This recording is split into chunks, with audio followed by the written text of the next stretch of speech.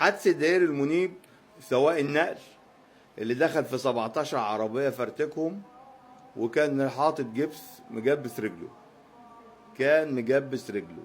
انا عاوز اعرف حاجه بس، سواقين النقل طول ما انت ما بتعملش عقوبه رادعه عليهم احنا هنقعد في المرار ده كتير.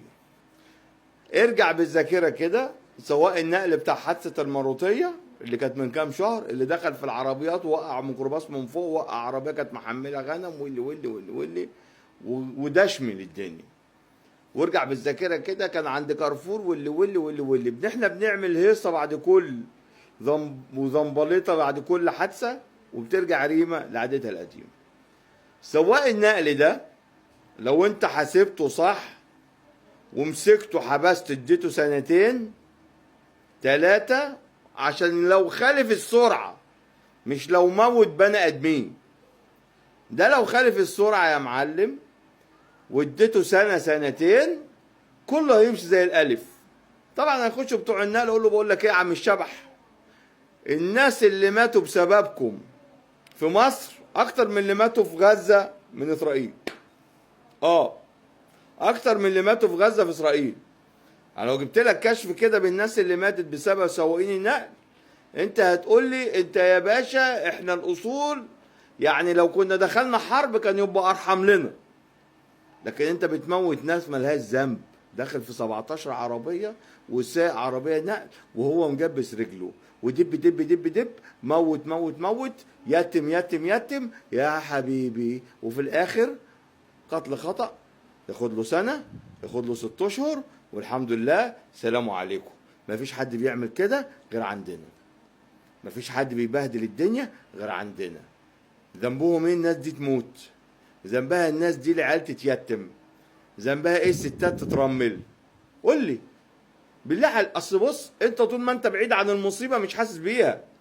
انا حاسس بيها، انا حاسس نفسي مكان كل واحد ابوه مات او امه توفت او اتفرموا يا جدع، عيله كامله طالعه لله. انا كنت عامل فيديو شهر 8 اللي فات بقول لك سواق النقل كان قدامنا كان هيشيل اسره كامله. ارجع بالفيديوهات بتاعتي في شهر 8 اللي فات. قمت انت الناس دي لازم ضرب منين الحديد. طبعا النائب العام ربنا يكرمه اصدر قرار اللي قال لك لازم يتشدد العقوبات ولازم تتشدد. بس انا اقول لك ايه، لازم يتحط قانون اللي هيعدي السرعه المحدده لسواق النقل ما تديليش مخالفه، ما تديليش ليه غرامه. لا، عديت السرعه حبيبي 6 اشهر حبس بس. 6 اشهر حبس. عاجبك مش عاجبك عني اهلك ما عجبك. انت ماشيين عمالين تموتوا في الناس، عمالين تموتوا في الناس، حسب الله ونعم الوكيل فيكم.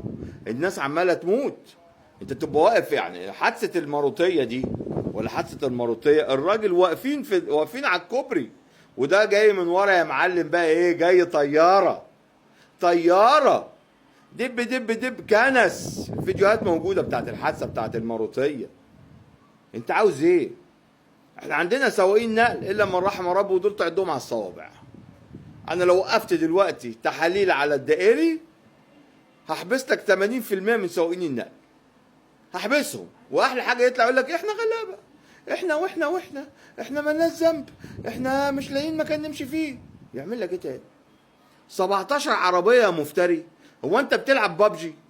هو انت بتلعب يخرب بيتك انت اللعبه اللي يدخل في العربيات دي يكسرها جاتا؟ يخرب بيت دماغك، يخرب بيت دماغك يا شيخ. وحسب الله ونعم الوكيل فيك، حسب الله ونعم الوكيل فيكم كلكم.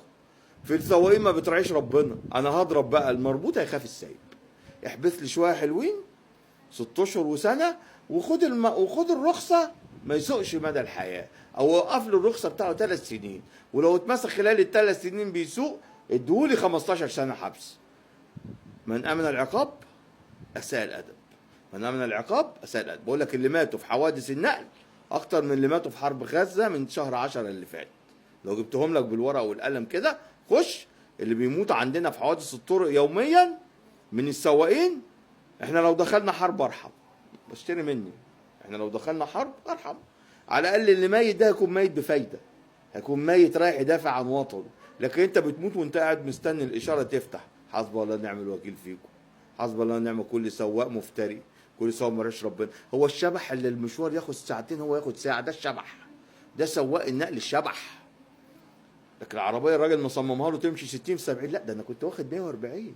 ده المقطوره تمشي بتلعب كده يا سلام، يا حلاوه المقطوره ماشيه تلعب. ده انتم كل اللي بيتعمل فيكم من الشرطه حلال حلال حلال. وبقول لكل ضابط شرطه اضرب من ايد من الحديد، ما يصعبش عليك حد. اللي تمسكه شارب اوعى يصعب عليك، عشان بكره هيزعلك على اللي ليك. لما انت تفوت للسواق النقل اللي شارب او مبرشم، كان امين شرطه ولا ضابط، بكره هيزعلك على اللي ليك. زعلك على مراتك لو راكبه عربيه وراحه بالاولاد المدرسه، هيزعلك بسبب اللي احنا سيبنا الناس دي. اضرب بايد من حديد، اضرب بايد من حديد على سواقين النقل، وحسب الله ونعم الوكيل في كل سواق نقل ما بيرعيش ربنا.